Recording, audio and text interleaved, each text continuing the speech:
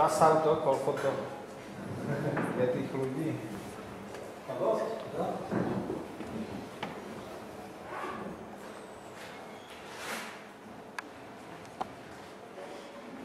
Dobre, môžeme oficiálne začať? Ostatní sa pripoja. To som len pustil predtým, že tu sa budú ľudia zbierať. Toto je také ľudové zhromaždenie, ktoré je súčasťou nejakej tradícii. Nie je to v obci, ale je to v kantóne, preto sa to odohráva vonku, aby mohlo byť dostatočný počet ľudí. Nejakí sú vnútri vo vymedzenom priestore, tí sú občania toho kantónu a môžu hlasovať. A okolo ešte spústa zvedavcov, ja keď som to dočil, to sú z televízie zároveň, a to mali predtým bol moje. A to som musel stáť na nejakom pretináči, aby som sa dostal na tých ľudí. A zhromaždení, k tomu sa dostaneme, sa vlastne rozhodli o zásadných veciach v tom kantóne, o každej nejakej zmene ústavy alebo aj rozpočtu alebo podobné veciach. Mne sa na to najviac páčilo, že tí hodnostári, ktorí tam sú, tak oni počas celého toho zhromaždenia, keď mi takisto ako tí obyvateľia stoja. Keď to bude trvať 6 hodín, tak ten miestny úvodzovkách starosta tam bude musieť 6 hodín stáť a keď si to dobre nepripraví, tak tam bude stáť do druhého dňa. A keď tie návrhy budú také, že u nich bude nekonečná diskusia, tak s Pánom Bohom. A keď už to pozeráme, tak oni hlasujú tak, že zdvíhať ruku a sú tam nejakí ľudia, ktorí sú určení na to a povedať, že či bolo za alebo proti väčšina, to sa len tak odhľaduje z toho pódia. Nastavte pohľad na bežných ľudí. Tento rok, no ten pohľad na bežných ľudí bolo práve to. Tento rok sa stalo, že o jednom z návrhov nebolo jasné, kde je tá väčšina. Tak trikrát hlasovali len tým dvíhaním rúk a potom to musel prerušiť. A išli teda normálne odhlasovať nabok, čo sme tam videli, že odchádzajú nabok. Ale to teda nie je nejaký zásadný princíp priamej demokracie, je to vyslovene udržované ako atrakcia, čiže by sa to dalo aj sa to robí v iných kantónoch iným spôsobom. Dobre, tak vás vítam na dnešnom podujatí, ktoré pripravila skupina ľudí, ktorá sa formovala ako pod názvom Občianske združenie Priama demokracia. Asi pred rokom sme založili a teraz sa to nejak všelijak formuje a dneska sme usporiadali takú prednášku jednoducho o priamej demokracii, kde som je Jožo Bielý, ktorý žil nejakú dobu v Švajčiarsku aj v Lichtensteinsku a účastoval na maturitných videách v Švajčiarsku a poprosím sa páči. Ja by som ešte upozornil, že tam pri vchode tam máme nejaké petičné hárky, čo zbierame už vyše roka a nejaké informácie ďalšie. Pekne sa páči. Ďakujem, ja vás vítam na tej dnešnej prednáške. Je to naplánované tak, že by sme v krátkosti, alebo možno aj obsiažnejšie zamysleli nad tým systémom, v ktorom žijeme a ktorý poznáme, teda tá parlamentná alebo zastupiteľská demokracia, aby sme si potom mohli lepšie ukázať a rozdieliť voči priamej demokracii, ktorá sa používa vo Švajčiarsku a zbytok času, ak nám nejaký zostane, by sme mohli venovať nejakej spoločnej diskusii, či sa o tom dá diskutovať, uvažovať aj u nás, či sa máme prípadne z čoho inšpirovať.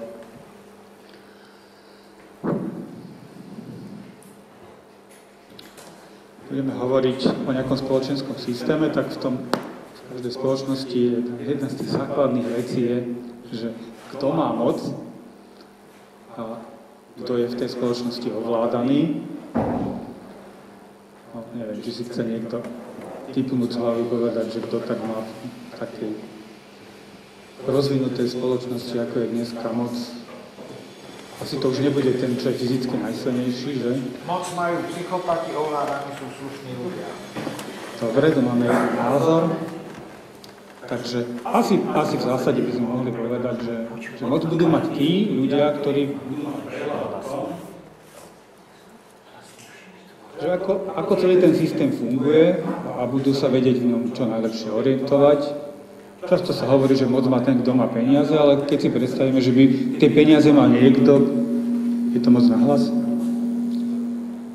Že by tie peniaze mal niekto, kto vôbec netuší, ako všetko okolo neho funguje, tak veľmi rýchlo by o tie peniaze aj o tú moc prišiel. Takže tu máme na tabuli tak krajšiu definíciu toho, čo som povedal.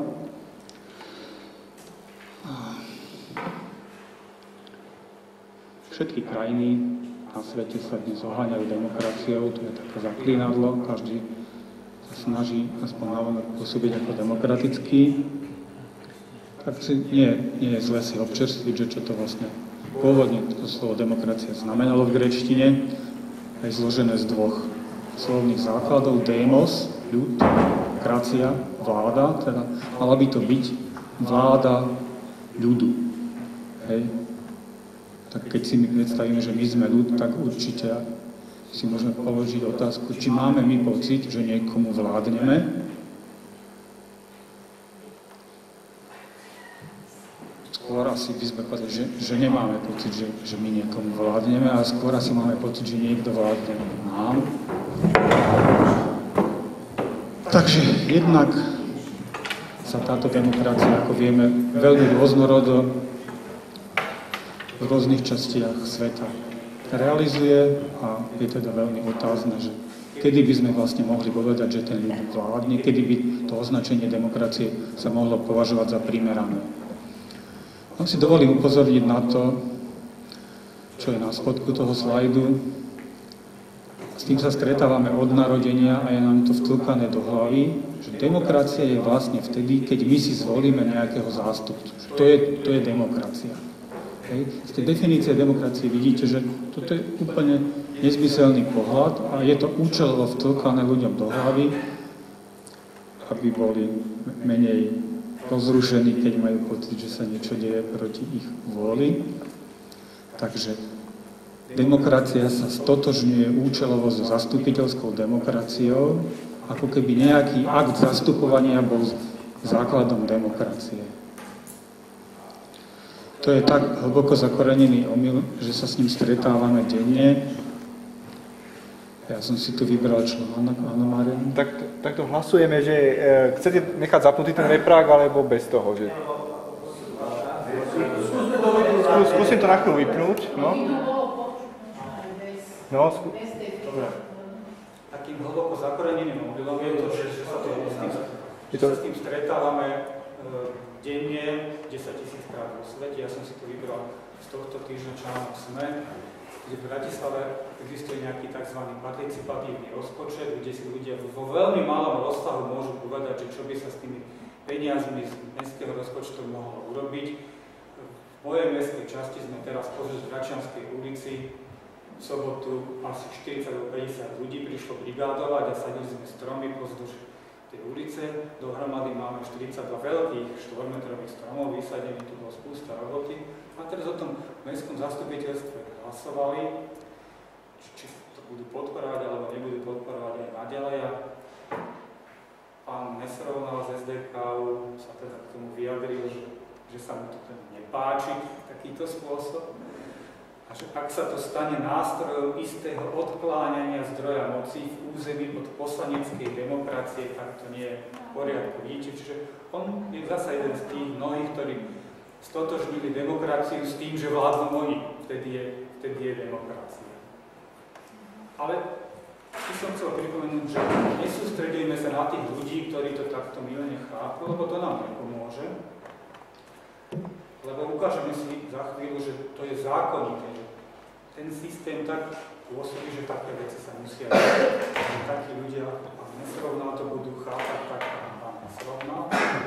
Nie je ani prvým, ani posledným. Jedným z takých významných činiteľov, ktorí už propagovali tento názor, že je nepochopením podstaty demokracie veriť, že parlament alebo nejaké mestské zastupiteľstvo by malo vykonávať vôľu ľudí. Bol tento pán, ktorého máme na obrázku, Thomas Dehler, bol prvým ministrom spravodlivosti Nemeckej spolkovej republiky, okrem toho bol aj predsedom liberálnej strany SDP.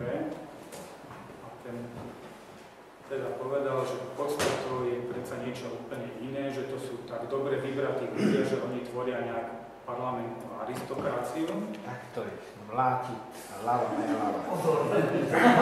No, s čím asi nemusíme všetci úplne súhlasiť, lebo asi nemajú dobré vlastnosti, možno majú aj niektoré menej dobré, ale s tou druhou časťou jeho výroku by sme možno mohli súhlasiť, že áno, majú príležitosť konať lepším prehľadom ako bežný občan a mali by mať aj povinnosť konať s lepším prehľadom ako bežný občan. Iná je otázka, že či to teda naozaj robia. Takže keď si teda zamyslíme nad tou jeho parlamentnou aristokraciou, tak si musíme uvedomiť, že áno, je pravda, že tí ľudia nie sú reprezentatívni nejakým žrebovaním vybraní, čo by vyšlo tak priemerne obraz spoločnosti, boli nejakým špeciálnym spôsobom vybraní, takže určite nie sú priemerom a budú možno aj v niečom lepší. Otázka je v čom. My skôr vieme povedať, v čom nie sú lepší, lebo keďže neboli vybraní nejakým testom behu na 100 metrov, tak to nebudú najlepší šprintéri, keďže neboli testovaní na to, ako rýchlo prejdú nejakú trať Formuly 1, tak to nebudú najlepší šoféri, ale niektorých z tých poslancov vieme, že sú dokonca veľmi mizerní šoféri, a s výnimkou pána prezidenta. Nevie jazdiť ani on. Tasla som ho na Pezinskej bade. Horšie odo mňa. Blahoželám. No. A keďže neboli ani z matematiky testovaní, tak nie sú určite ani najlepší v riešení diferenciálnych rovníc.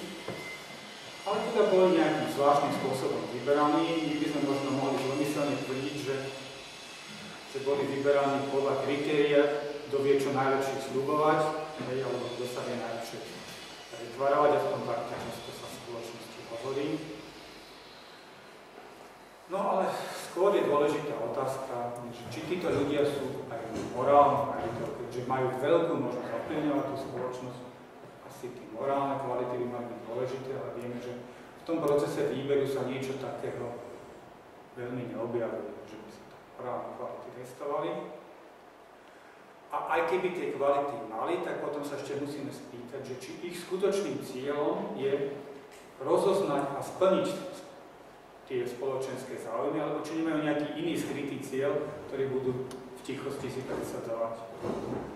No a jednou z veľmi dôležitou nevýhodou tohto parlamentného systému je, a to má spoločné s každou totalitou, že parlamentný systém umožňuje, aby nejaká malá menšina vládla obrovská väčšina.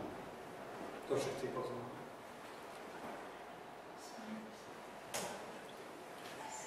Takže potom samozrejme z toho vyplýva, že verejnosť vo všeobecnosti to nehodnotí tento systém tak pozitívne, ako ho hodnotia tí, ktorí sú ako politici do neho zapojení. Ja som tu vybral nejaký prieskum Transparency International, ktorý je už starší, ale zase sa robil na veľkom počte respondentov a v mnohých krajinách.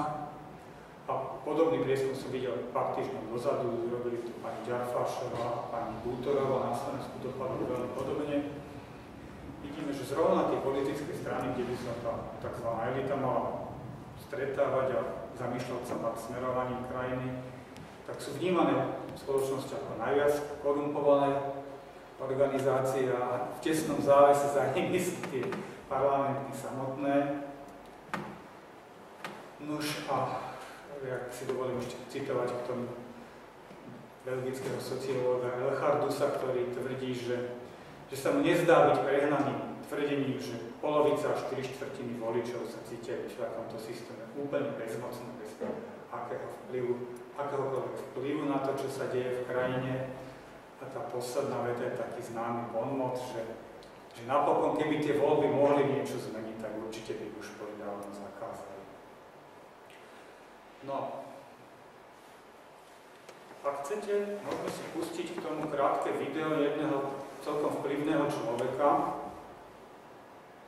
Pustíme si? Je to asi na 3 minúty.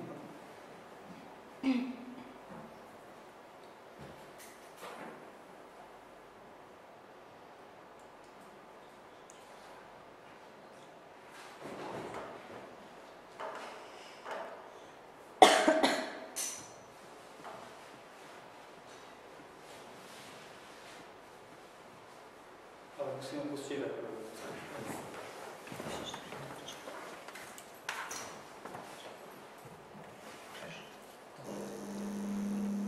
The President of the United States of America, Barack Obama. Krátko ste vysvetlili, je to asi týždeň starý prejav pána Obamu, ktorý v takom trocha duševnom rozrušení predniesol o tom, ako Senát neschválil jeho dlho pripravovaný zákon o obmedzení voľného predaja zbraní. Tých ľudí, ktorých vidíte okolo neho, sú nejaké obete, ktorým zastrelili 7-ročného syna alebo brata alebo sestru, napríklad pri tej poslednej masakre, brutálne. Aj ten pán, ktorý odchádzal od mikrofónu, tak rodič niektorých z obetí.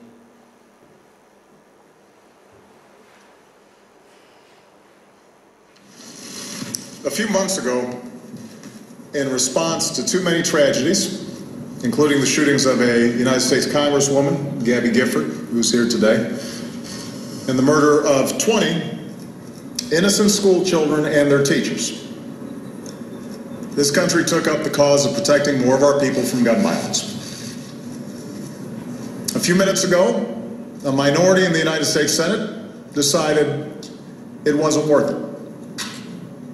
But the fact is, most of these senators could not offer any good reason why we wouldn't want to make it harder for criminals and those with severe mental illnesses to buy a gun.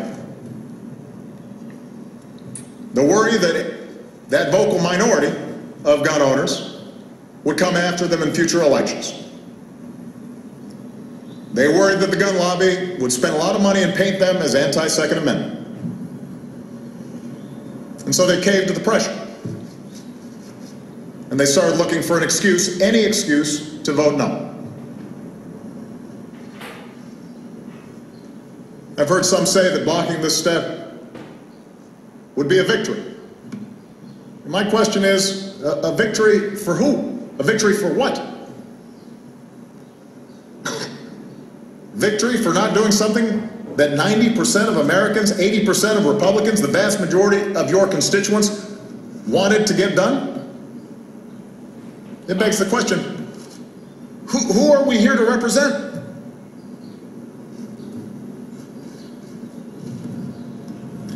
So all in all, this was a pretty shameful day for Washington.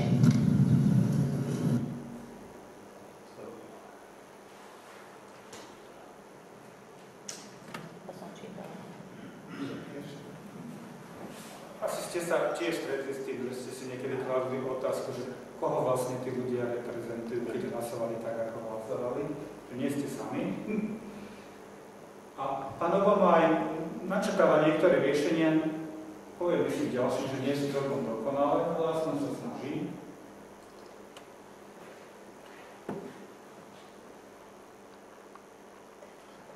Whoever you are, you need to let your representatives in Congress know that you are disappointed and that if they don't act this time, you will remember come election time.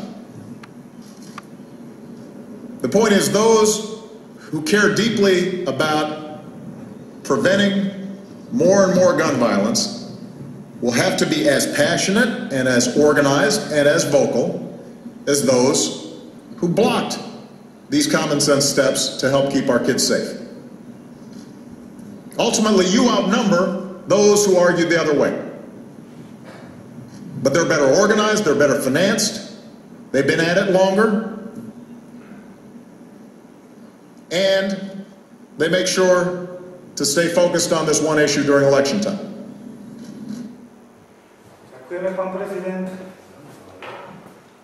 Takže poučenie je, zopakujeme si, tých ovládaných je vždy o mnoho viacej, ale tí ovládajúci sú o mnoho viac moc sústredení na to, udržať si tú moc, sú o mnoho lepšie organizovaní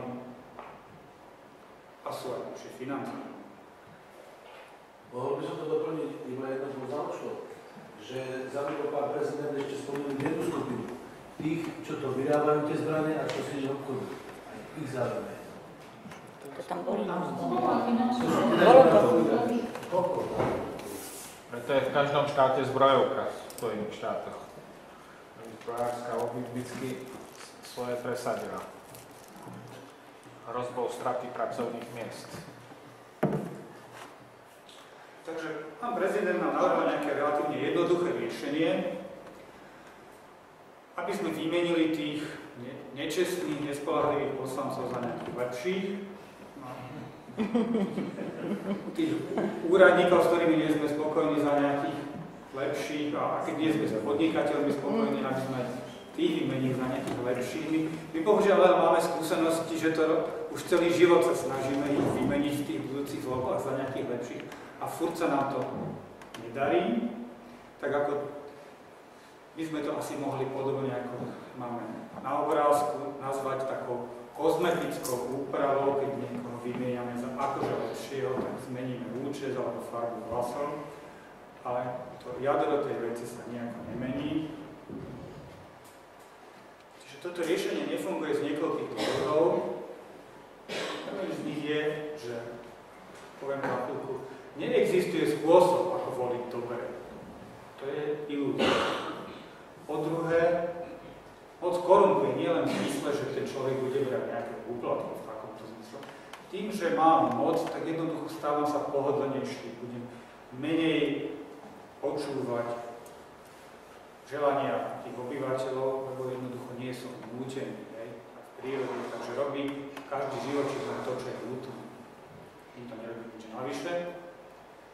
Ďalším dôvodom, prečo to nefunguje, je antisociálna porucha osobnosti, vysvetlíme si. A ďalším dôvodom, prečo to nefunguje, je tzv. Železný zákon oligarchie. Takže o tej korupcii sme si už troška povedali, že tá moc korumpuje a absolútna moc poznáte všetci. Korumpuje absolútne. A tak ako u nás parlament si vlastne sám stanovuje svoje pravidlá, ktorými nám vládne. Ak sa tam 90 ľudí dohodne, tak čokoľvek zo dňa na deň zmení a čo si tu 5 miliónov ľudí myslí, irelevantne, hej. Takže majú absolútnu moc, nie vždy ju takýmto spôsobom používajú. Takže poďme k tomu, či môžete voliť dobre. Tak vám ponúknem teraz, no vyberte si svojho zástupcu z týchto ľudí. Asi mi na to poviete, že však ich nepoznám. Tých, čo volíme do parlamentu, poznáte? Koho z nich naozaj poznáte? Ten človek je schopný poznať, že to mal na svojej prednáške približne 100 ľudí, takže vie, čo kedy v takej situácii spraviť. Tí, čo majú dobré schopnosti rozoznávať tú sociálnu situáciu, možno 150, hej. Z tých 150 ľudí, ktorých vy dobre poznáte, nikto do toho parlamentu nekandiduje. Takže čo o nich viete? O nich to, čo oni o sebe sami prezentovali. Hej, nemáte žiadne praktické skúsenosti. Takže vyberáte si spôsobom, ktorý by ste nikdy nepoužili, keby ste boli majiteľom nejakej leteckej spoločnosti, hľadali by ste pilota pre Airbus 380. Tak by ste sa neuspokojili s tým, že niekto príde a napíše do dotazníka, že ja s tým viem lietať. Keby ste mali nejakú kliniku, tak tiež by vám nestačilo, že niekto vyhlási, že ja tam všetkých vyliečím.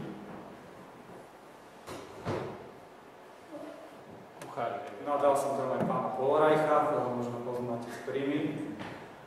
Ani len kuchára by ste si nevybrali takým spôsobom, že niekto prehlási, že vie variť. A ten posledný je pán Francesco Schettino, neslávne známy kapitán výletnej lode Costa Concordia, ktorú tam zakotvil takto na boku. Nie tak dávno a bol medzi prvými, ktorí z nej ušli. Hej. To je spôsob, ktorým si vieme v našom systéme niekoho vyberať. Takže sa dostávame niekedy veľmi zlým výsledkom, pretože my v skutočnosti teda zopakujeme si nemáme možnosť lepšie vyberať. Takže darmo sa pán Hríb hnevá na nás, že sme tu povoliči, keď tak prosto volíme. A ten systém, ktorý ho propaguje, nám nič lepšieho neumožní. Druhou z tých vecí, ktoré sme spomínali v prehľade, prečo to tak dobre nefunguje, je antisociálna porucha osobnosti. Bežne aj túto kveto nazýva tých ľudí psychopatmi v spoločnosti. A keď vieme, že niekde je nejaká vysoká koncentrácia moci, tak kam sa budú tí nekriminálni psychopati snažiť dostať, budú sa snažiť dostať k jadru tej moci, takže zasa ten spôsob, akým si my predstaviteľov vyberá, priamo nahráva tomu, aby sa tam dosiahla nadpriemerná koncentrácia ľudí, ktorí nielenže nemajú dobré vlastnosti z hľadiska spoločnosti, ale naopak majú niektoré veľmi nebezpečné a negatívne vlastnosti. Takýchto ľudí je podľa Americkej psychiatrickej asociácie v spoločnosti okolo 2% trpiacich tou antisociálnou poruchou osobností, teda nie sú to zďaleka len to, čo sa ľudovo hovorí psychopati, ale v každom prípade to nie je zrovna vhodný ľudia na volenie do nejakých funkcií. A ako to potom dopadá, keď taký človek sa niekde dostane do čela, tak to ani nemusíme ukazovať na súčasnosti. Tam máme z histórii strašne veľa príkladov, neviem, či toho pána niekto poznáte, je to Ivan Hrozný, ruský cár, ten mal takú dennú rutinu, že dopoludnia sa osobne zúčastňoval mučenia nejakých ľudí, ktorých si vytipoval, že to by tak mohli byť nejakí nepriatelia mieru a socializmu, a potom popoludní sa venoval duševnej očiste a modleniu. Ďalší v rade je pán Robespierre, vodca Jakobínov v francúzskej revolúcii. Týchto asi si starší minimálne pamätáte z televízie. Pána pani Čaučeskovci.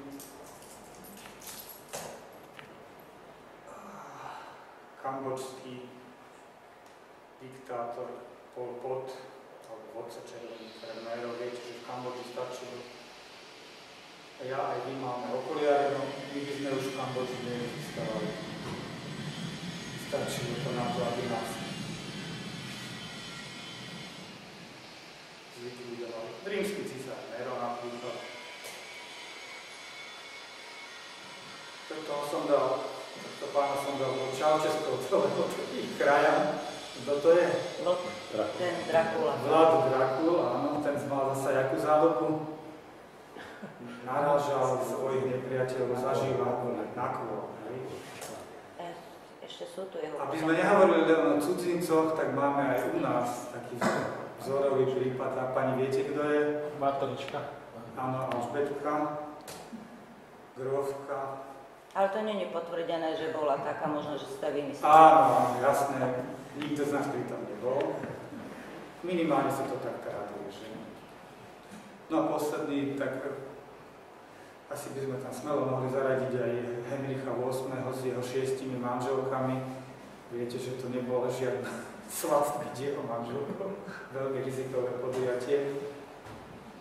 Áno, a keď sa na niekoho naozaj nahneval, keď ako mal pocit, že tomu treba byť zhovievavý niektorí svoje manželke, tak len sťať. Áno, ale toho preláta kláštora v Londýne, tak toho nechal rozštvrtiť zaživa, pribiť na dvere kláštora, aby všetkým bolo jasné, čo ich čaká, keď nebudú súhlasiť s tým, že on bude teraz hlavou cirkvi. Takže máme aj takýchto nešťastníkov vo vedení a nezriedka. A to by všetko ešte sa možno tam nejako dalo vyhnúť.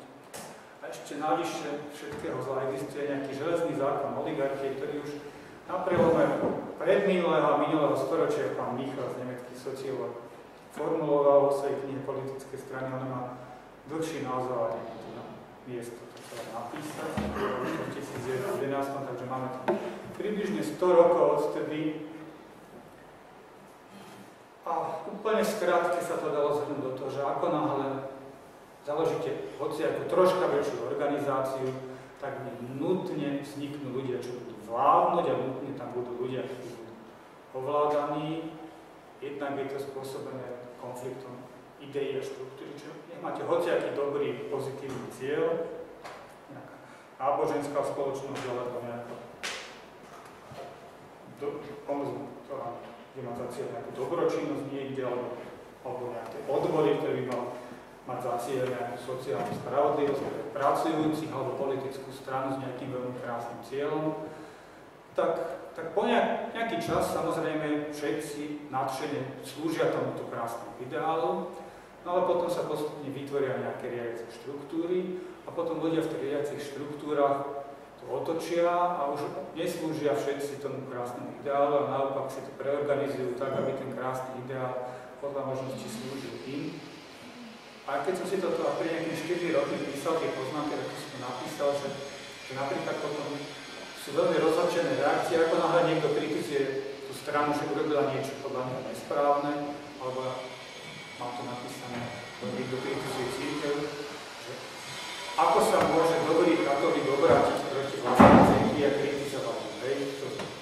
No a doba nás dobehla, to sa stalo pánu arcibiskupovi Bezákovi, hej, ktorý možno by sme mohli povedať, že pre propagáciu tej idei si urobil veľmi veľa, ale tá štruktúra to nejak neocenila a veľmi tvrdo sa s ním vysporiadala. No, takže tento mechanizmus a tá tendencia v tej organizácii vzniká jednoducho preto, že ona keď má efektívne fungovať, tak nemôžu všetci sa zaoberať všetkým, nemôžu mať všetky informácie. Zoberme si podnik, ktorý má 10 000 zamestnancov, tak by mali všetci sa spolu podieľať na tom, tak prídu ráno do roboty a do skončenia pracovnej doby tých 8 hodín využijú len na to, aby získali tie informácie, ktoré ma neviem. A potom môžu odísť domov. Takže nikto by nič neurobil. Deľba práce nám nedovolí, aby sme všetci sa všetkého podielali, všetci o všetkom spolu rozhodovali. Takže to je jednoducho nutnosť a ani tento železný zákon. Spočiatku ho rôzni ľudia spochybňovali, lebo viete, také, aké budú vedúci nejaké organizácie, teraz nám tiež do nejakého vedenia zvolili, tak mne sa to nebude páčiť, že ma niekto teraz označí za nejakého oligarchu, teda človeka z vybranej skupiny, ktorý niečo naľavuje ostatným, tak budem sa snažiť hľadať nejaké dôvody, že prečo to na mňa zrovna neplatí, hej? No.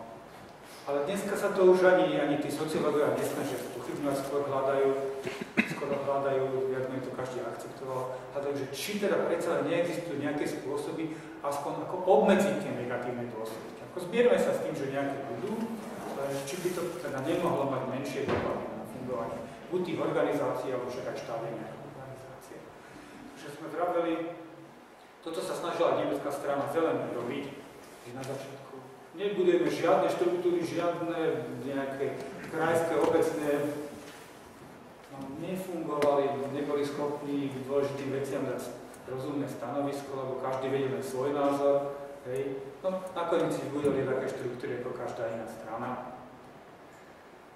A tá koncentrácia moci samozrejme je podmienená aj tým, že tie informácie sa koncentrujú toho, kto je hore niekde v tejto organizácii, takže kto viac vie, ten môže viacej. To využíva sa do rozpech. Také pekné príklady sú tu na dvaja páni. Stalin, ktorý bol vlastne tajomníkom komunistickej strany. Hej. A ten pán vedľa Hitlera Martin Bormann, ktorý tiež bol považovaný za mocnejšieho človeka v ríši ako samotný Hitler, pretože Hitler síce občas o niečom rozhodoval, to bol zase lenivý človek. A on sa nejako nepretrhával v tých svojich pracovných výkonoch, ale kdokoľvek iný chcel čokoľvek urobiť v tej ríši, tak sa potreboval dovolať nejakého súhlasu vodcu a ten súhlas sa nedal získať inakšie, iba cez jeho osobného tajomníka Martina Bormanna, ktorý rozhodoval o tom, koho poctíme audienciu a koho nie. Hej? No. Takže už by som skončil tú analýzu toho stavu parlamentnej demokracie. Čiže chcel som povedať, že to navrhované riešenie pánom Obamu, že vymeňme tých nehodných, že nie je to celkom tak jednoduché, že sú tu objektívne dôvody, prečo to nejde spraviť, prečo sa o to márne pokúšame. A naopak, že ak chceme, aby nejaká skutočná zmena nastala, že tam táto kára, ktorú máme na obrázku, nám nejako teda hold veľmi ťažko ide ťahať, tak budeme nejakú funkčnú zmenu musieť urobiť. Áno. A ten pokus o tú funkčnú zmenu môže vyzerať tak, ako tu vidíme, že niekto sa snaží tomu dať silnejší motor, alebo môže vyzerať takto, že upravíme tie podmienky, to sú napríklad naše spoločnosti, tie neustále všetky zákony o verejnom obstarávaní, a to ja robím v obecnom zastupiteľstve, jednoduchý klub dôchodcov nevieme už pol roka začať rekonštrukciu, lebo neustále sa do nekonečna opakuje to verejné obstaranie, furt niekto protestuje, čiže my si tu strašne veľa, áno, že upravujeme tú cestu, aby to vozítko nám išlo ako tak rovno, tak my upravujeme tú cestu, aby tá krivka bola od pohybu v zásade vodorovná, a preto neexistuje úplne jednoduchý spôsob, ako to vyriešiť. Hej. Aj do kopca sa bude nájsť. No, a nie sme prví, čo sa tu zaoberali. Ako v každej veci, tak mali by sme sa vždy pozrieť, či to už niečo urobíme lepšie ako my. Tu som vybral taký z mnohých rebríčkov, kvality všetkého možného, tu som vybral kvalitu vlády, aké vládne inštitúcie existujú, aké činnosti vykonávajú. Hej. A či to potom má pozitívny vplyv na život v tej krajine. No, keď pozerajte ten rebríček, vidíte, že kto je na prvom mieste, je to Švajčiarsko, a preto my máme tú dnešnú prednášku nie o Slovensku, alebo nie o niekom, kto je na konci toho rebríčka, ale na to o tom, kto to podľa mienky mnohých robí najlepšie.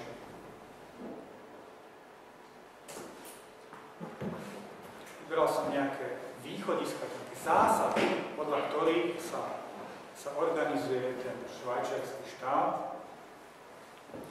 A na začiatok poviem, že teda, lebo aj u nás máme také návrhy a oni sú nie v princípe od počiatku nezmyselné. Čiže keď uznáme, že tá štruktúra, vytváranie hierarchickej štruktúry je to najdôležitejšou príčinou, prečo nám vznikajú oligarchie, tak teda prvotný nápad je nevytvárať žiadnu hierarchickú štruktúru. Akurát ten problém je, že to potom znamená, že nielen musíme rozhodovať všetci zákon, ale ešte sa musíme všetci podívať na realizácii tých zákonov, čiže všetci by sme ešte mali byť zároveň sudcami, prokurátormi. Ono to tak hľadená bolo, tam bolo menej obyvateľov, nie úplne, ale podobne, teda tam sa aj operatívnymi vecami zaoberalo to verejné zhromaždenie. Vo Švajčiarsku sa verejné zhromaždenie zaoberá tým minimum, ktoré im vyšlo, že je im potrebné sa zaoberať, aby v takejto miere tá prirodzená oligarchizácia sa prejavovala, čiže sa zaoberajú spoločne tvorbou zákonov, alebo potvrdzovaným zákonom, ktoré si nechajú pripraviť. No, vychádza ten systém teda z princípu suverenity alebo zvrchovanosti ľudu, čiže neexistuje vyššia autorita ako ľud. Nemôže prísť nejaký človek povedať, že ja tomu rozumiem väčšie, čo je morálne, a ja vám to teraz napíšem 10 rokov, ktoré sa všetci budete správať. Len všetci spoločne môžu posúdiť, že čo je morálne, užitočné. Vychádza to zo zásady rovnosti, ktorá nehovorí, že všetci sme rovnakí a že všetci máme rovnaké schopnosti, ale hovorí, že máme rovnakú ľudskú dôstojnosť.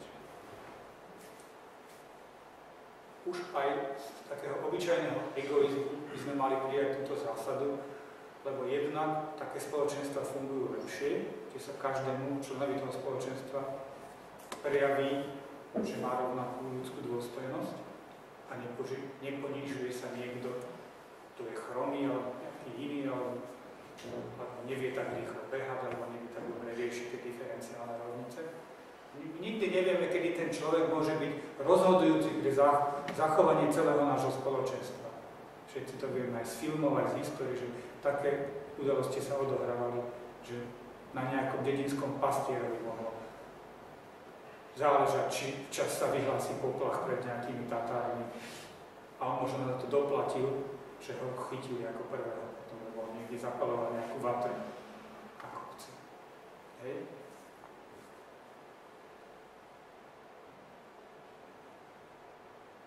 Alebo naopak ten človek nám môže umyselne urobiť niečo zlé, ako tá baba, čo Jána Šikový hrách podpísala. Možno sa jej nedostal dostatočnej úcty pred tým. No, takže obyvatelia by mali uzatvoriť spoločenskú zmluvu, to už pán Jean-Jacques Rousseau vyšiel s týmto. V 18. storočí, 1760 bolo tak nejako okolo, napísal to pojednanie. Tu je zasa jeden taký úplne zásadná chyba, ktorej sa dopúšťame. My furt sa zamýšľame nad tým, že my ako občania by sme s tým našim štátom nejakú zmluvu mali uzavrieť. Nie. My medzi sebou musíme uzavrieť zmluvu. Štát bude len výsledok zmluvy našej dohody medzi nami. My sa dohodneme, čo považujeme za priateľné pre naše vzájomné spolužitie. Ak budeme na tomto území chcieť spoločne existovať, dohodneme si nejaké pravidlá. A to, čo bude potom tie pravidlá vyžadovať a organizovať, to bude ten náš štát. Medzi sebou teda si povieme, že či považujeme sa priateľné, aby jeden z nás toho druhého len tak z ničoho nič zabil, alebo naopak nebudeme to považovať za priateľné a budeme to trestať. A tak ďalšie, môžeme to rozoberať. Rozumieme, áno? Morálka je znalosť o dobru a zlu. Mne to pripomína nápadne podobná spoločenská zmluva o morálke, či niečo takého. Je to o tých vzájomných pravidlách. Určite spoločenská zmluva na nejakom ostrove ľudožľutov musí mať inú podobu ako v nejakej Európe a inú podobu by mala mať v nejakom islamskom štáte. Videl som teraz nedávno, ako pochodovali s takým veľkým transparentom. Nechceme žiadnu demokraciu, chceme islám. Hej? Je to ich rozhodnutie, my nemáme do toho, čo hovoriť. To je vlastne ústava, nie? Výsledkom tejto spoločenskej zmluvy je nejaká písaná ústava. Na úrovni štátu takých ústav. Ale mali by občania medzi sebou vyjednať. No, čo sa dodržiava? Dodržiava sa pravidlo väčšiny. Námietka proti tomu pravidlo väčšiny veľmi často býva to tam nejaká väčšina, bude teraz tvrdo diktovať všetkým menšinám, hej. Je to ako blbé riešenie, to pravidlo väčšiny. No, ale už potom druhé pravidlo, ktoré by sa dalo uplatniť, je len pravidlo menšiny. To je ešte ako o niekoľko stupňov dlhšie riešenie. Ale vo skutočnosti k voľbám chodí drvivá menšina.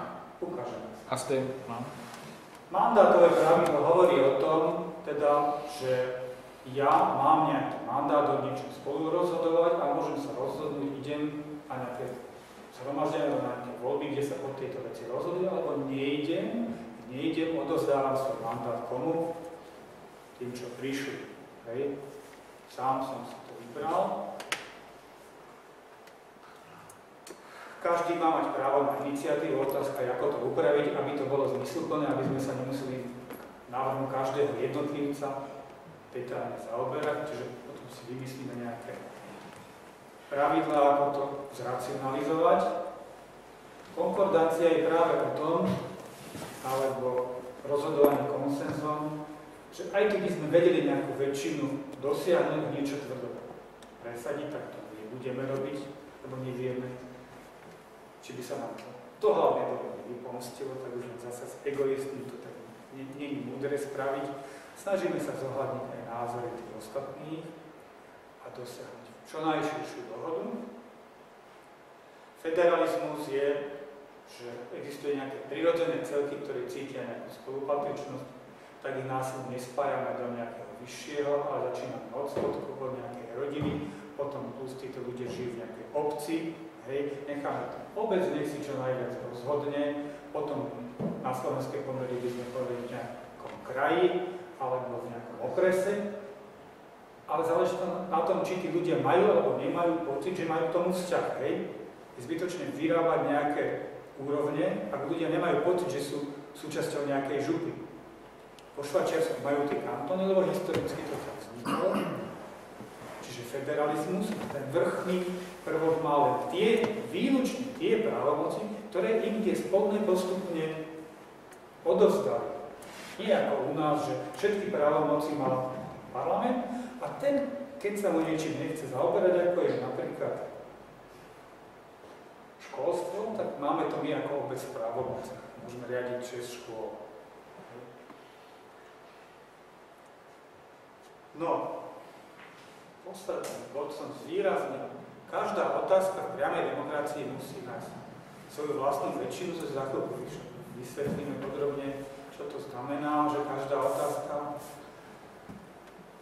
keďže považujem to za veľkú výhodu ja osobne, pretože o mnoho podrobnejšie sa môže dosiahnuť, že ľudia budú s väčším počtom vecí spokojní. Aspoň podstatné otázky majú šancu mať svoju väčšinu. Má to podobnosť s domovou samospráva, toto priamo demokratické ustanovenie. A aj toto je vtip z 8, kde si z toho robili srandu. A treba k tomu povedať jednu vec. Áno, tá naša samospráva domová, kto bývate v nejakom Činžovom dome, tak to poznáte. Není to nič ideálneho, máme určite všetci proti tomu nejaké výhrady. Priama demokracia funguje najlepšie vo veľkom spoločenstve. Veľmi zle funguje v malom, miniatúrnej rodine. Máte 2 ľudí, dajmo uzavreli svoju nejakú zmluvu manželskú, hej? Keď raz si ako postupne nevedia padnúť do noty, tak nič nepomôže, hej? Proste to bude peklo. Tá domová schôdza je taký trošku menej extrémny príklad toho, ale tiež stačí, keď tam prídu 2 ľudia, ktorí sú ako zjavne nekompatibilní s tým zbytkom a to dokážu tam dokonale otráviť všetkým ostatným tú schôdzu. Plus nie vždy sa vieme na všetko dohodnúť. Plus niektorí majú takú výhradu voči tomu, ja som čítal v novinách, že tí naši blbí susedia neschválili dôchodkyne novú fasádu. No, ale opýtajme sa, je to chyba tej priamej demokracie, alebo toho, že tie dôchodkyne na to možno nemali peniaze? Ak má nejaké deti, tak povieme, áno, že deťom zostane ten, ale ak niekto je sám dôchodca, tak bežná možnosť v našej krajine, že jednoducho nemá na to, či to není zlomyselnosť, že nechce dať na fasádu. A na tie uniky, teplné uniky majú? Tak sa to. To je jednorazový výdavok, s ktorým si nemusí vedieť poradiť, vieš? No, že sú. No. Ale pri všetkých týchto nedostatkoch teraz si skúste predstaviť, ak sa na to kriticky pozeráme, skúste si predstaviť, že ten činžový dom by sa spravoval tým spôsobom, ako sa spravuje celá krajina. Že vy niekoho zvolíte na 4 roky a ten človek si sám stanoví pravidlá, akými bude spravovať váš dom. Sa vás pýtam, ako dlho by trvalo, kým by sme všetci skončili pod mostom?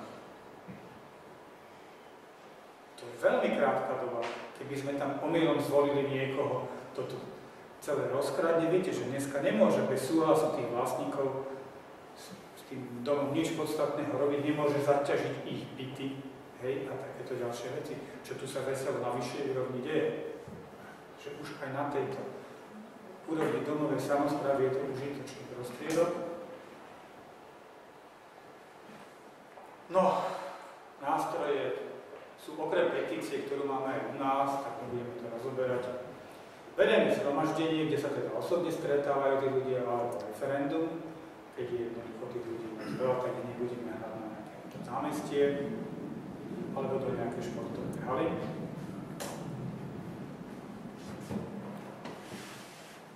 Vy musíte v prvom rade rozhodnúť ako občan, či sa zúčastníte, či uplatňujete nejakým spôsobom svoj mandát. Aby to dobre fungovalo, malo by byť jasné, že či na tom zhromaždení sa môže stať, že sa dostane ako bod rokovania niečo, čo nebolo v programe. Ak sa môže dostať rokovanie niečo, čo nebolo v programe, tak je veľmi rizikové aj na domovej schôdzi neprísť, lebo tu by ak mohol všeličo by sa mohlo diať.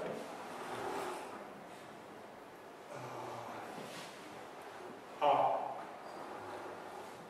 mali by ste mať možnosť nejak sa oboznámiť s tými vecami dopredu a malo by byť zabezpečené, že budú argumenty aj za, aj proti prednesené. Aj v prípade, že niekto... že všetci majú pocit, že to je jasné, predsa by sa malo nejakým spôsobom zabezpečiť, že pri aspoň tých dôležitých veciach niekto bude poverený tým, že predniesie aj nejaké argumenty proti, už len keď z titulu funkcie ako rečnícke cvičenie. Pre istotu. Viete, že asi aj z dejepisu, že v Ríme mali aj rečnícke cvičenie, kde si rozdelili úlohy a muselo obhajovať nejaké stanovisko. Retorické. K tomu hlasovaniu treba ešte povedať, že takéto verejné zhromaždenie môže mať jednu nevýhodu, že to hlasovanie takto spravidla není tajné. Áno, to môže tam byť nejaký agresívny sused, ktorý má nejaký veľmi dominantný názor a pre vás môže byť problémom, aby on videl, že vy hlasujete opačne ako on. To je určitá nevýhoda.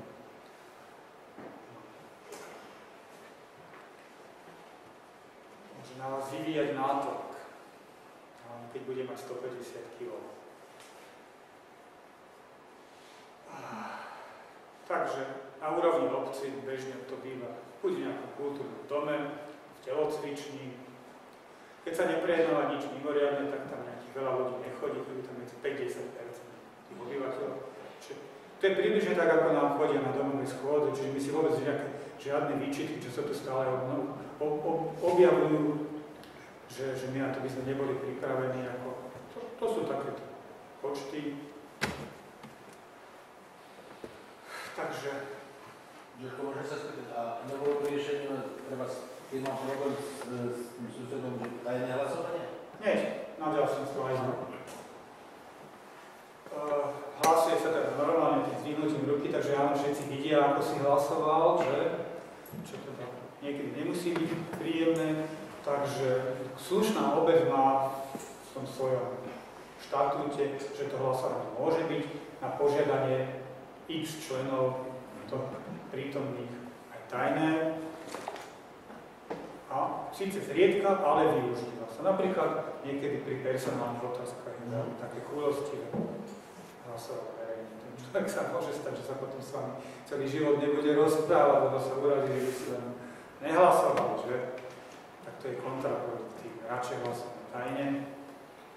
A ešte, keď máte pocit, že toto zhromaždenie nie je celkom reprezentatívne, tak môžete vyvolať určitým počtom podpisov, aby sa konalo referendum, kde to bude trvať dlhšie tá príprava, budete mať väčší čas na premyslenie.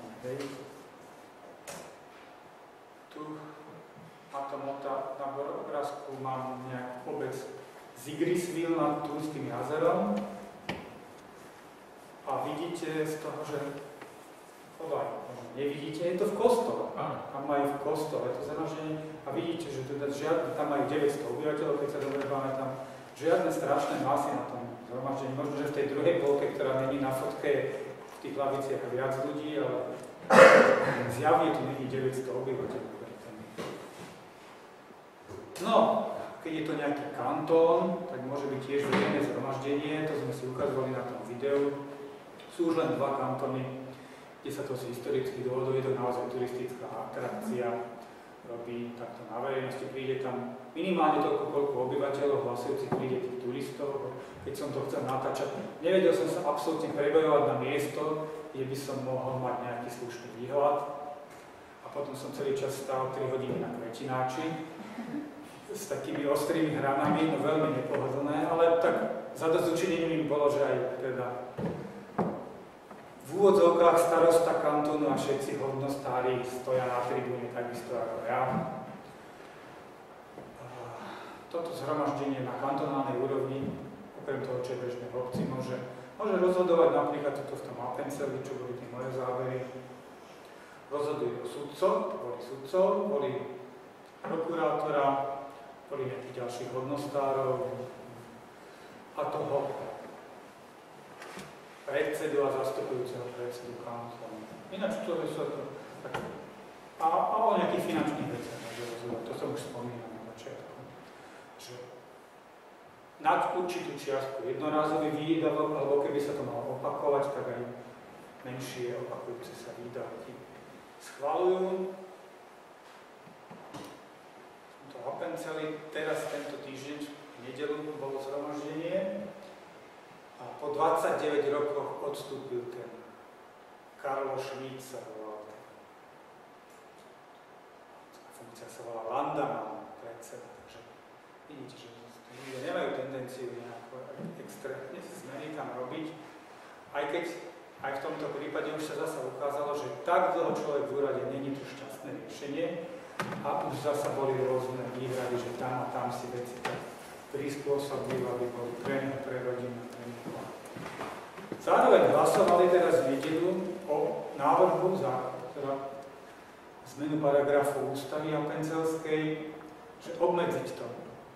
Ale dnes drvivou väčšinou neschválili.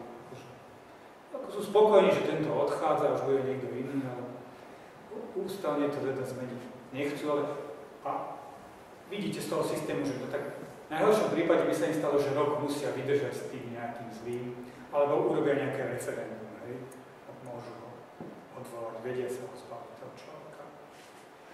No, ďalším takým stupňom je referendum, to poznáte aj od nás, v Švajčiarsku môže byť obecné, kantonálne, celoštátne, u nás tiež môže byť aj obecné referendum, tiež môže byť aj celoštátne referendum. Takže my sme jedna z mála krajín v Európe, ktoré vôbec poznajú nejaké zmysluplné ustanovenia o referende, aj keď sú tie hranice strašne vysoké u nás. V takom kantone Zürich, ktorý má veľmi veľa obyvateľov, tak napríklad na referendum, kde občania podávajú nejaký konkrétny návrh, ktorý chcú, aby sa chcelo stačiť 6 000 podpisov. 6 000 podpisov. Ešte nedávno to bolo 10 000, teraz sa to pár rokov dozadu znižovalo. Kvorum alebo... Nie, 6 000 podpisov pod petíciu. Vyzbierať. Teda rovnako ako u nás vyzbierame petíciu a dosiahneme to hlasovanie. 6 000 na jakej úrovni teda? Kanton Zürich. Kanton Zürich. No a to referendum? Klasifikácia výsledkov. Nie. V obci výrazne menej, ale nejaký konkrétny prípad som si nezapísal. Ale čím percentuálne je to, že čím menšom celku hovorím, či keď je to malá obec, tak viacej percento bude musieť byť. A naopak celoštátne bude to percento nižšie, a už na úrovni takého veľkého kantonu. Ja čo som robil v Liechtensteinsku, tam bolo treba 1000 podpisov na celoštátne referendum.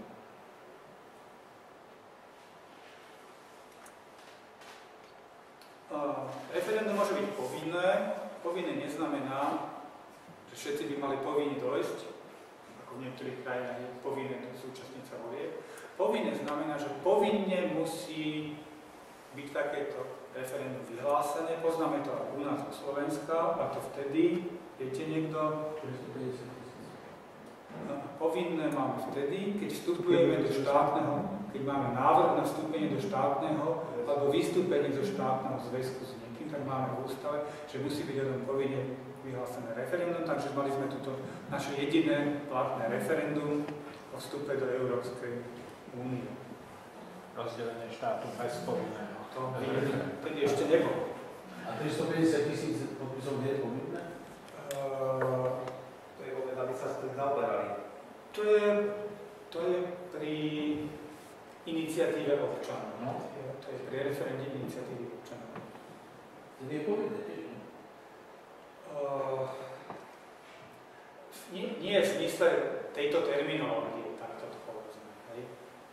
Jednoducho, tento termín povinné referendum sa používa v politologickej literatúre na takýto referendum. Nie, že by to nebolo povinný niekto vyhlásiť. Čiže oni majú v ústave napísané nejaké veci, ktoré keby sa mali stať, tak je treba od nich vyhlásiť. Referendum hovorí, že máme niečo podobné. Bez zberu podpisov. bez zberu podpisov, jednoducho, áno.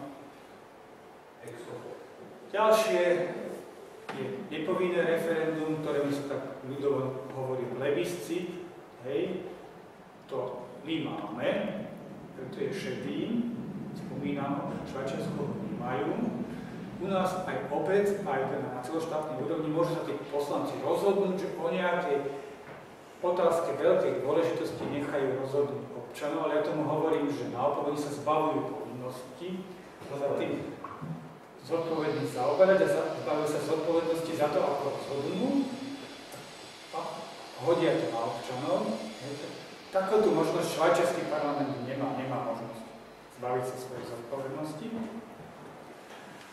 A toto napríklad sa stalo dvakrát aj pred druhou svetovou vojnou, že jednak si Hitler nechal schváliť nejaké právomoci takýmto referendum a jednak Anschluss Rakúska Veľkonemeckej ríši sa odohrá tiež takýmto plebiscitovým referendum vyhlásením zhora. Čiže ešte raz, sú to referenda vypracované nejakou vládnúcou väčšinou a veľmi často vedú politickému zneužívaniu, tak ako za toho Hitlera. Ak ste to niektorí videli, možno v nejakom dokumentárnom filme na tom jeho referende, bolo na tom hlasovacom lístku taký obrovský krúžok, že ja, čo znamená po nemecky áno, taký miniatúrny, že nein, nie. Teda odhľadnúť od toho, že tam nejakí SA meni v uniformách stáli pred tou hlasovacou miestnosťou, naznačovali, teda, že ako by sa očakávalo od ľudí, tak ešte aj názorne to bolo na tom lístku, aby ste sa náhodou nepomýlili. Poďme k voliteľnému referendu. Voliteľné referendum je používané ako brzda, keď sa občania rozhodnú, že nejaký návrh zákona, ktorý pripraví parlament, je podľa nich vyhovujúci a nemal by sa uplatňovať, tak majú možnosť uplatniť toto voliteľné alebo cudzým slovom fakultatívne referendum. Musia pri tom vyzbierať 50 000 podpisov a beží tam na 100 dní ten zákon. Napríklad viete, u nás zákon, parlament schváli, prezident buď nepodpíše a vráti, alebo podpíše, potom sa zverejní zbierka zákonov a okamihom zverejnenia zbierky zákonov sa platí. Po Švajčiarsku, keď schvália zákon v tom parlamente, tak sa zverejní zbierky zákonov a neplatí. Ešte 100 dní neplatí. Máte 100 dní, aby ste vzali hlavy dohromady a povedali, že sa musíte na niečo zabudnúť, teda vetovať. Je to nejaký druh veta. Tretí je to, kde sa uplatňuje tá iniciatíva, a to je iniciatíva občanov, ako v aute plyn, máte pocit, že to nejde dostatočne rýchlo tým zákonodarcom, alebo sa tým úmyselne nezaoberajú z nejakého dôvodu. Takže vy zbierate na švajčiarske pomery 100 000 podpisov, viackrát sme sa o tom bavili, u nás zbierame 350 000 podpisov, 4,2 milióna voličov, vo Švajčiarsku zbierame 100 000 podpisov, 5,2 milióna voličov. Majú podstatne nižšiu tú prekážku na to, aby sa tá vec považovala, že už dostatočný počet ľudí to považoval za dôležité, aby bolo o tom nejaké rokovanie. Je tu jedna špecialita, ktorá sa toho týka. Jednak musíte to zozbierať za 18 mesiacov, nie ako u nás na Slovensku. Máte v zásade do nekonečna môžete zbierať tie podpisy. Po Švajčiarsku za 18 mesiacov. Ináč by sa to bralo, že ten, čo to podpísal pred 18 mesiacmi, už môže dneska inakšie uvažovať. Mohol zmeniť na základe nejakých nových poznatkov názor. Uplatňuje sa dvojitá väčšina, čiže aby nejaký, hovorili sme, veľký kantón ako Zurich má strašne veľa obyvateľov, nejaký minikantón ako Appenzell, vidíte, zmestia sa nám tam na námestie tí obyvateľia, ale tí ľudia v tom meste, to môžu mať úplne inú náturu, aj majú, môžu mať úplne iné preferencie, ako nejakí ľudia, ktorí bývajú niekde na Lazoch, hej, tak ja som zamestnancom nejakej fabriky, tak preferencie budú inšie ako niekoho, kto tam má nejaké gazdovstvo. Takže aby sa nestalo, že tí v tom kantóne priemyselnom, ktorých je strašne veľa, tak to zmasakrujú pri tom hlasovaní tých, ktorých je málo, ale vážia si svoje tradície a chcú ďalej žiť tým svojím životom, tak sa uplatňuje dvojitá väčšina. Čiže ak by bolo referendum prijaté, jednak musí nadpolovičná väčšina ľudí hlasovať za to, ale aj nadpolovičná väčšina kantónov musí hlasovať. Nadpolovičná, nie že polovica, nadpolovičná. Čiže máme pravidla z času na čas referenda, vaša čas, kde nebolo prijaté, lebo síce veľa ľudí hlasovalo za, ale boli oblasti, kde sa to ľuďom výrazne nepáčilo a oni to zabránili, aby sa to na celoštátnej úrovni taká vec uplatňovala. Ešte stále môžete si vo svojom kantóne urobiť na veci, ktoré nie sú celoštátne usporiadané svoje vlastné pravidlá, čo sa bežne deje od daňových zákonov po všetko možné. Čiže podrobnosti k tomu referendum iniciatívy občanov ešte raz. Povedali sme, či nepovedali sme. Pri vyhodnocovaní toho referenda, pri konštruktívne, vrátime sa. Bolo medzičasom zrušené, tak samozrejme nehovorilo. Vymysleli páni politici vo Švajčiarsku, sú takí kreatívni ako u nás, zasa v Zürichu, konštruktívne referendum, že keď ľudia majú výhradu voči nejakému zákonu, novému, ale len voči nejakej malej časti, že aby mali možnosť konštruktívne referendum, že poviem, že len tento paragraf upravte takto a takto. Tak, zaviedli takéto referendum pri nejakej, navrhli to, ale je to schválené pri tej revízii ústavy. A potom to chvíľku fungovalo, tam bolo tiež 3000 podpisov na to treba, čo bolo dosť málo, takže aj také návrhy, ktoré neboli celkom dobre premyslené, sa tam dostávali a potom ešte vznikal ten problém, že ale teraz mohlo prísť viacej takých návrhov, o ktorých sa súčasne hlasovalo. A tie si mohli odporovať. Ale nebolo to nejako riešené v tej technológii, takže sa mohlo stať, že dve protikladné veci získajú súhlas a teraz, proste bol tu chaos a teraz na jeseň bolo referendum, kde toto referendum zrušili. Museli si ho vyhodiť z tej kantonálnej ústavy.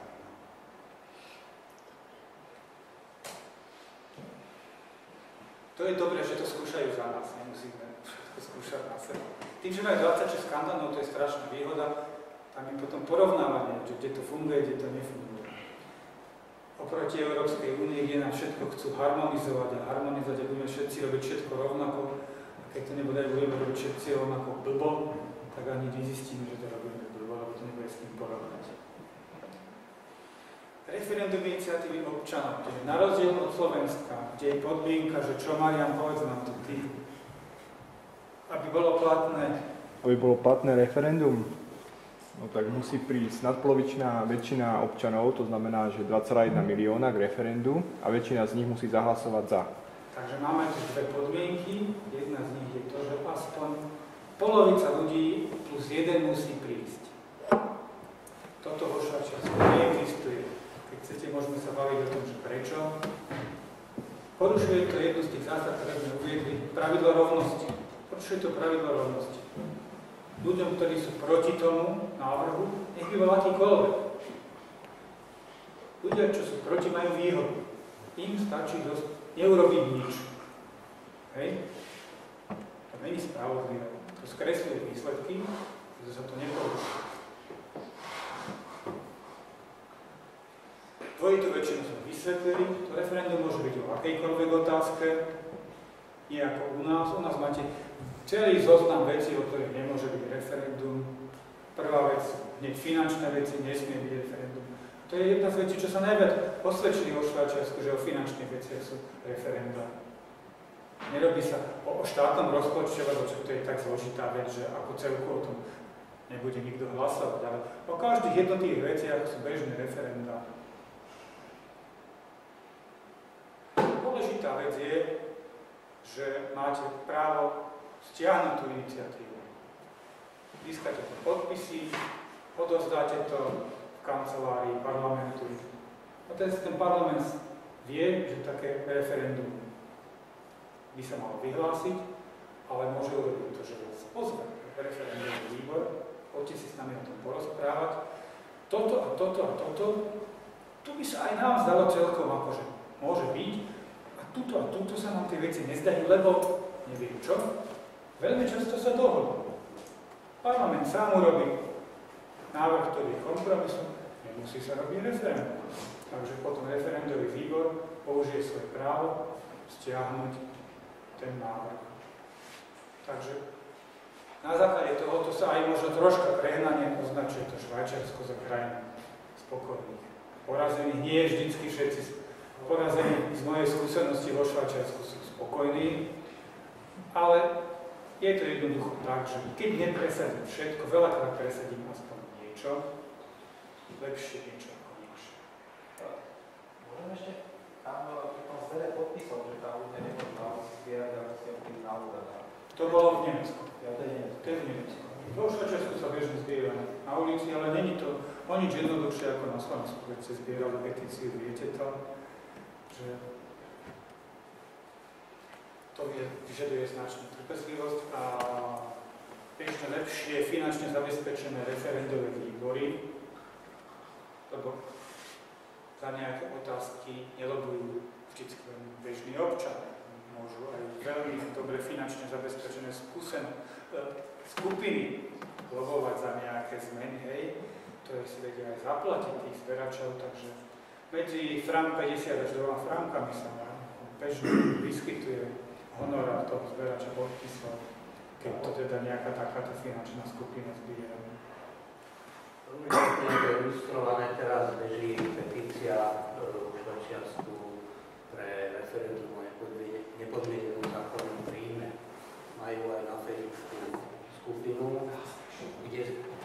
skupinu, kde je proste veľmi dobre ilustrovaný celý ten zber tých petičných podpisov. Majú zhruba rok po začatí, už nazbierali vyše 100 000, pokračujú až do novembra, lebo chcú mať nejaké istoty, asi 120 000. Ale to som chcel povedať, že ten zber podpisov oni si fotia, filmujú a dávajú to na internet a tam vidieť tie skupiny ľudí v rôznych tých klasických alebo historických krojoch, rozložených kde si na stanici a zbierajú.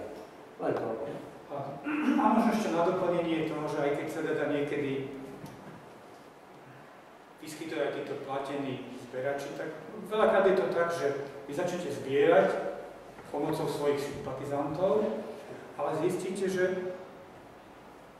už sa vám tá lehota 18 mesiacov blíži a chýba mi teraz ešte x tisíc podpisov, tak vtedy sa rozhodnete, že dobre, obrátim sa aj na tých platených zberačov, alebo to vysknete a tiež som zažil minimálne 2-krát, že tesne im nevyšli tie podpisy. Že im 1000 chýbalo.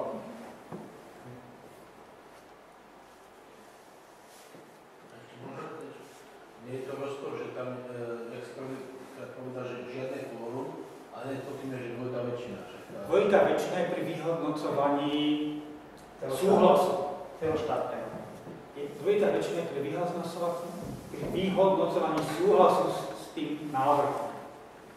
Že neexistuje kvórum, že musí prísť 2,5 milióna ľudí, alebo teoreticky stačí, aby jeden prišiel, bude to platné. Hej.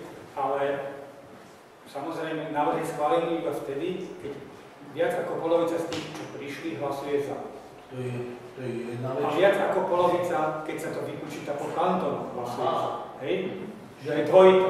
Aj po kantónoch, aj celé. A vedeli by sme si vymyslieť ešte aj nejaké ďalšie určite, zložitejšie. Aj trojité, aj desatore. Teoreticky vo Švajčiarsku by stačilo, aby prišlo 14 ľudí voliť v referende, ale každý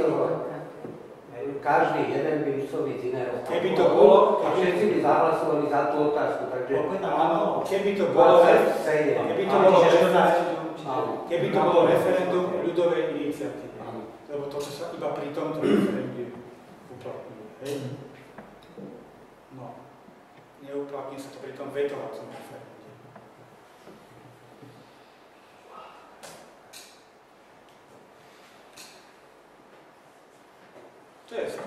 referenda, ktoré bolo na začiatku marca.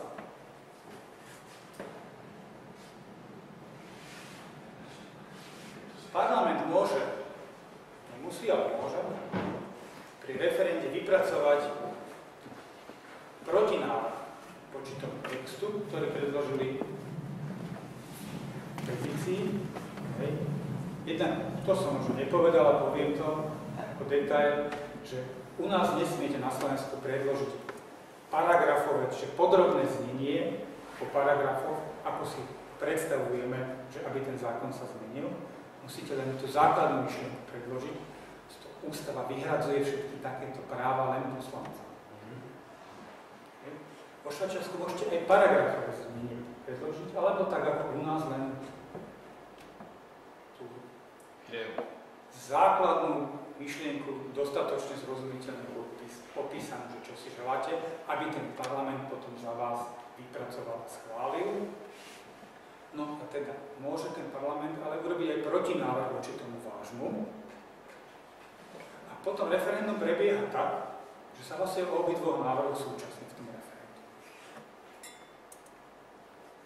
Mohlo by sa stať, že obidva návrhy získajú väčšinu. Obidva sú dobré, tak hlasujem za obidva. Jeden lepší ako druhý. U nás sa nestáva, ale tak v civilizovaných krajinách vysvetlíme, prečo sú oni nútení robiť dobré návrhy. Ale sami si viete vysvetliť, prečo si pri tomto systéme vidíme všetci, že je nútený ten parlament robiť dobré návrhy.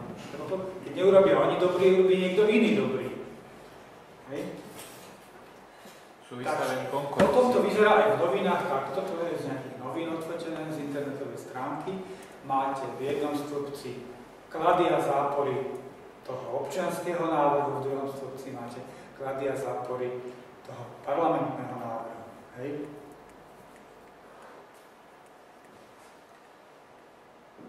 Toto konkrétne bolo veľmi také turbulentné referendum, kde bola obrovská protikampaň finančných skupín proti tomu referendu. To slovo neviem preložiť z nemčiny, hoď som ho hľadal na internetovom slovníku Abzocker. Abzockerov označujú takí ľudia, ktorí ako zlížu smotanu. Že bankári, čo sa tie obrovské bonusy vyplácajú, alebo ľudia v predstavenstvách firiem, v správnych radách, ktoré sú obrovské odstupné, keď odchádzajú z tej firmy.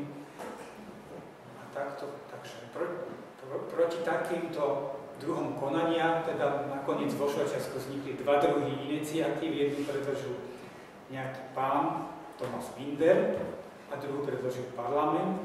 No ale tie finančné skupiny si veľmi želali, aby ten parlament tým návrh prešiel, ale prešiel treťou najväčšou väčšinou v histórii ten návrh toho občana Mindera. A to bolo, nebudem to, keď budem chcieť, na konci porozprávam, perúčky, z toho poďme ďalej.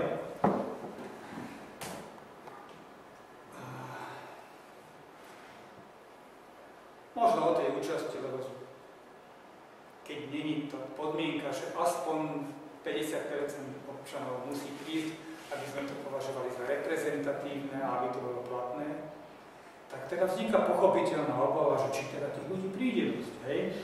Tak v hodnom stĺpci vidíme účasť na referendách od roku 71. Vidíte, že veľmi zriedka dosiahla 50%. Priemer 35. Hej? Čiže podľa našich slovenských pravidiel všetky švajčiarske referendá až na malé výnimky boli neplatné. No ale Švajčiari sú na vyššej úrovni, my sme na nízkej úrovni. Povieme si za chvíľu. Ja slovom. V dolnom stĺpci máme účasť v parlamentných voľbách, ale to je od roku 1919, to nie od 71. ako horný. Takže vidíte, áno, pôvodne veľa ľudí chodilo na voľby, vidíte, že už v poslednom čase tak ani tých 50%, takže tá účasť je približne vyrovnaná na referendách aj na voľbách. Tieto Červené hore, kde bola taká vysoká účasť, bolo referendum proti povinnej vojenskej službe, ktoré neprešlo, ale bola vysoká účasť. Druhé referendum s veľkou účasťou bolo členstvo Švajčiarska v Európskom hospodárskom priestore.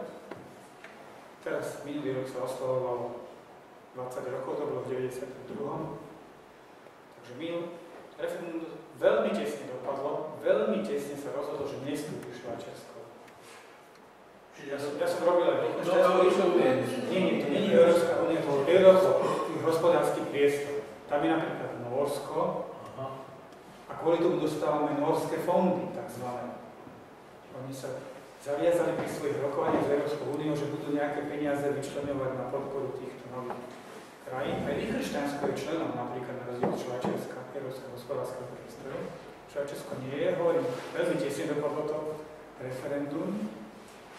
A minulý rok mali rozsiahle oslavu. Medzičasom už nikto nechce vstúpiť do týchto spolkov po Švajčiarsku. Videl som aj prieskum, 5% by podporilo vôbec, že môže sa začať uvažovať nad touto myšlienkou. Takže, no ale vidíte, samotné referendum, vtedy sa nevedelo, ako sa to vyvinie. Medzičasom boli poučení. Ďalší graf hovorí o tých schválených a zamietnutých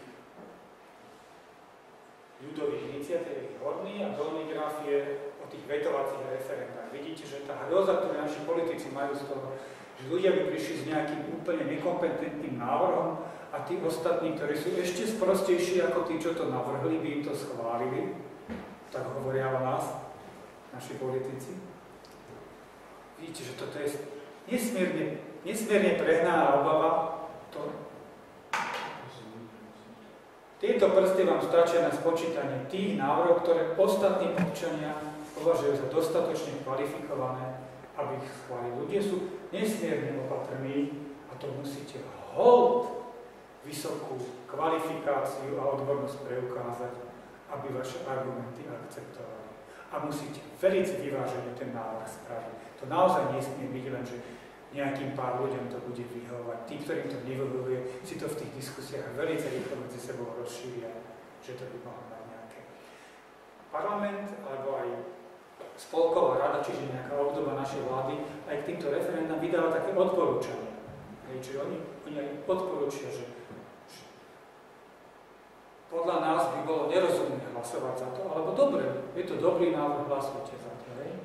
Vychádza k tomu takáto brožúrka. Zobral som z toho posledného, čo bolo v marci. Tu máte takto rozpísané, o čom to je, argumenty za, argumenty proti. Aj tí, čo sú proti, si robia svoj referendový výbor a robia si svoju kampaň proti referendu.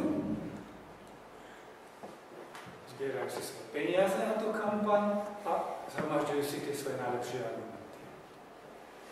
Vidíte, že to je neporovnateľne kvalitnejšie rozhodovanie, ako keď lídri európskych štátov sa stretnú niekde na poslednú chvíľu, hoci už 2 roky vedeli, že v Cypre bude katastrofa a potom o 6 ráno predstúpia pred novinárov s tým svojím riešením, ktoré už o 2 dni sa ukáže ako úplne nezmyslené a nerealizovateľné. Hej?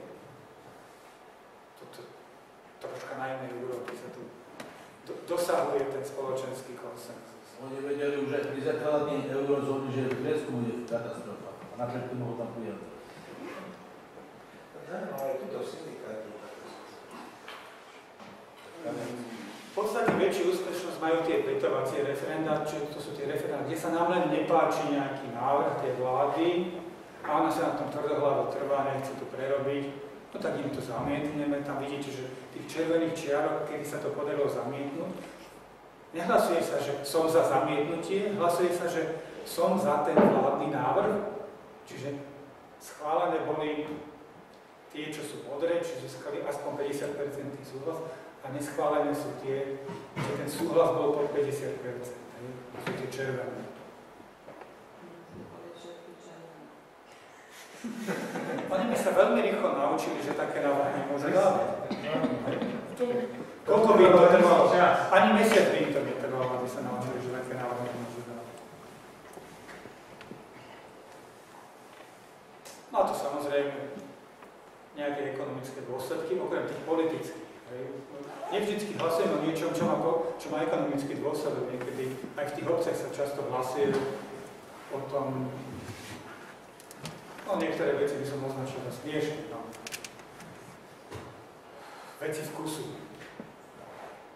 Či kúpele, čo tam majú, budú takto alebo hente vyzerať, tak sa hlasovalo o tom, na tom zhromaždení. Ale lepšie, keď sú väčšina spokojní, ako keď si niekto presadí svoje násilie. Aj vyššia hospodárska výkonnosť sa dosahuje. Keďže je tam tých kantónov alebo 26, tak sa to dá porovnať, lebo nemajú rovnaké na kantonálnej úrovni zákony, nemajú rovnaké zapojenie občanov. Nie každý kantón je taký nadšený, že by všetci chceli hlasovať o referende 4-krát do roka. Referendum alebo aj verejné zhromaždenie 4-krát do roka. Tie termíny sú známe na, tuším, 50 rokov dopredu.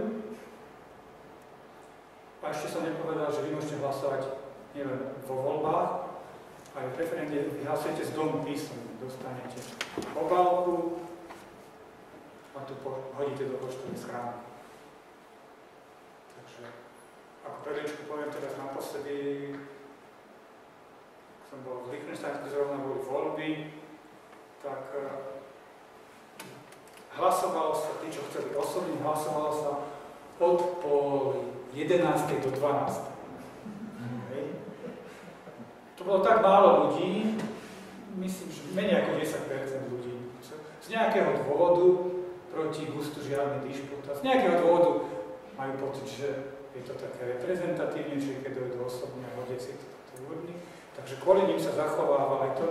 A minimálne v 6 kantónoch, aj na celoštátnej úrovni je elektronické hlasovanie. Čiže už ani tú obálku nemusíte vyzvať. Takže není to také obťažovanie toho človeka. To je výlučne elektronické, alebo voliteľné? Podľa mňa v týchto, kde elektronické je už len elektronické. A neviem to. Nezisťoval som to. Nikdy ma táto otázka nečala. Najprv to skúšali, každý kantón si to zaviedol pri svojich kantonálnych voľbách. A keď s tým neboli žiadne problémy, tak potom im odsúhlasili ostatné kantóny, že dobre, budeme tieto vaše hlasy elektronické považovať za rovnako hodnoverné ako tie naše fyzicky zakrúškované. Hej. Keby to bolo výlučne, ale to je nové. To je maximálne možno rok alebo dva. To je ale fatálny problém, Jožko, tam sa nedá zaručiť anonimita. Nechajme to na nich. No, tak komunikuje to nie, ale...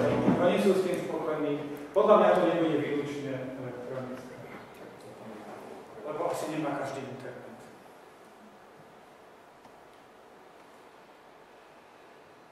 Takže porovnávaním tých kantónov zistíte, že aj hospodársky profit z toho je od 5 do 15%, sa to dá podľa stupňa, ako sa to uplatňuje, vyčísliť. Potom na základe nejakého veľkého prieskumu 103 najväčších švajčiarskych obcí sa dá povedať, že pri takej veci ako nakladanie s odpadmi, to má každá obec, tak to môžeme v každom vysledovať. Tak tam, kde o tom rozhodujú občania, tak tam to bolo 10 až 40% lacnejšie zorganizované, ako tam, kde to nechali blahosklonne na rozhodnutie tých poslancov. Podobne pri dlhu verejných financií, buď v obciach alebo v kantónoch, kde o tom spolu rozhodujú občania, že nie sú na to leniví, aby o tom spolu rozhodovali, tak pri 131 švajčiarskych obciach vyšlo najväčší, že o 15% je nižší ten verejný dlh. A ešte posledná vec, aj tie verejné výdavky, ale to už z tých prvých troch vychádza ako logicky, že aj verejné výdavky sú nižšie, tam, kde majú nejaké finančné referendum, to napríklad v tom Appenzeli, aj v Zürichu majú finančné referendum, nemajú v každom kantóne, pokiaľ viem. Niektoré, taká Ženeva je veľmi tak zastupiteľsky orientovaná. Jednak je tam 50% obyvateľov v Ženeve, ktorí nie sú Švajčiari, ale v mnohých kantónoch, pravdepodobne aj v Ženeve, môžu takíto ľudia buď v obecnom alebo v kantonálnom hlasovaní hlasovať. Ale ale oni majú proste iné zvyklosti. Z domova z Francúzska, odkiaľ väčšina z nich je. Tu vidí to dôvod. Takže nemáme aj v takých veciach veľmi horšie výsledky ako tí ostatní. Ale keď sú spokojní, to zase každý si podľa seba nastavuje tie pravidlá. Môžu si odhlasovať, aké chcú na tej svojej kantone. Tu máme verejný dlh ako sumár štátneho dlhu, teda spolku, federácie, kantónov a obcí. Vidíte, že od nejakého roku 90, keď jeden graf stúpal a potom to už dosť dlhú dobu pravidelne klesol. V roku 2012 to nie je, ale viem, že aj v roku 2012 znova zasa klesol ten dlh. Čiže dalo by sa povedať, že už sa viac menej dostali na tú pôvodnú úroveň, ktorú máme nejako 90. Čo nehovoríme o tom ešte, že mať dlh vo Švajčiarsku a mať dlh v Grécku je ako trocha rozdiel. Lebo keď máte nejaký štátny alebo aj obecný alebo dlhopis v tom Grécku, tak hold nejaké úroky platíte, ktoré sa blížia horibilným percentám, ale tu Švajčiarsku si požičiava, ja by som povedal, na naše pomery viac menej zadarmo, hej? Aj Nemci predávajú veľmi výhodne svoje dlhopisy. Ľudia sú radi, že to môžu mať v nemeckom dlhopise s mizerným výnosom nejakého 1%. Sú šťastné, že aspoň čas majú bezpečne uloženú to isté Švajčiarsko. Takže tam ako... Človek by si povedal, že nerozumie presne, prečo si neurobia nejaký obrovský dlh a ten tunel Gotthardský, najväčší na svete, má byť, prečo ho nespravia o 2 roky skorej. Zase nechajme to na nich.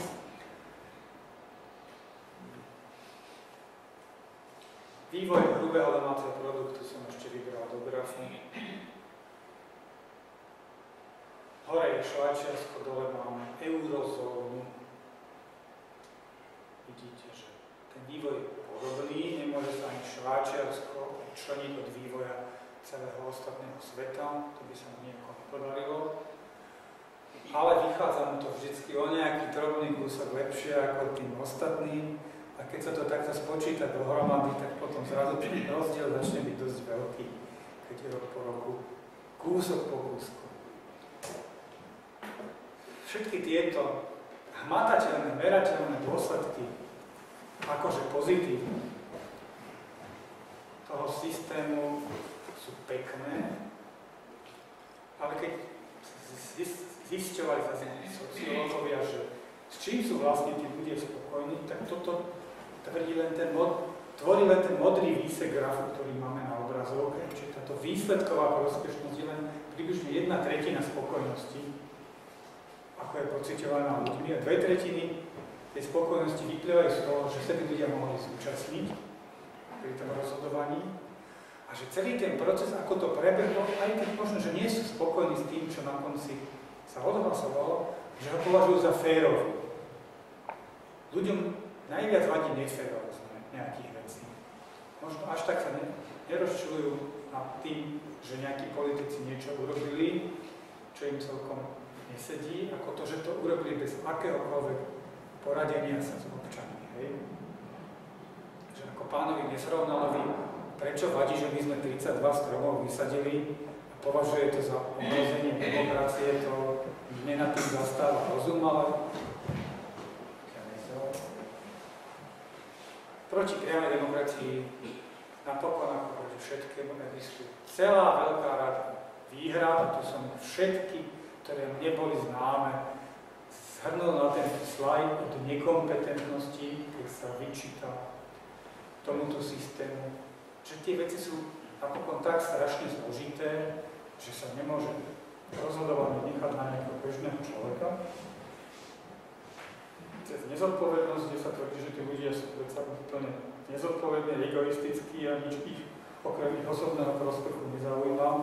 Len potom sa musím čudovať nad tým, prečo 50 ľudí prišlo sadiť tie stromy, keď sú takí egoisti, že aký strašný prospech z toho majú. A samozrejme to prvé padne, že ľudia by si zrušili dane. Hej. Ale ja som teda aj obecný poslanec a teraz s našimi občanmi u mňa na sídlisku sa stretávam. Oni naopak ako prvé prišli s tým, že či by sme si to nevedeli ako my, ako občania na sídlisku, ešte nejaký svoj vlastný fond vytvoriť, do ktorého by sme všetci prispievali, aby také veci, čo sa nás týka, aby sme nemuseli oni žobrať nejaké útvary nad nami. Hej. V skutočnosti vo Švajčiarsku až do roku približne 1950, čiže za prvých nejakých 70 rokov používania tej priamej demokracie, referendami sa zvyšovali verejné výdavky. Čiže sa referendami ľudia rozhodovali, že chceme, aby sa dalo viac peňazí na toto alebo na toto, lebo mali pocit, že tých spoločných vecí sa ešte neorganizuje dostatočne veľa. Čo nie sú dostatočne dobré cesty alebo takéto veci. No? A od toho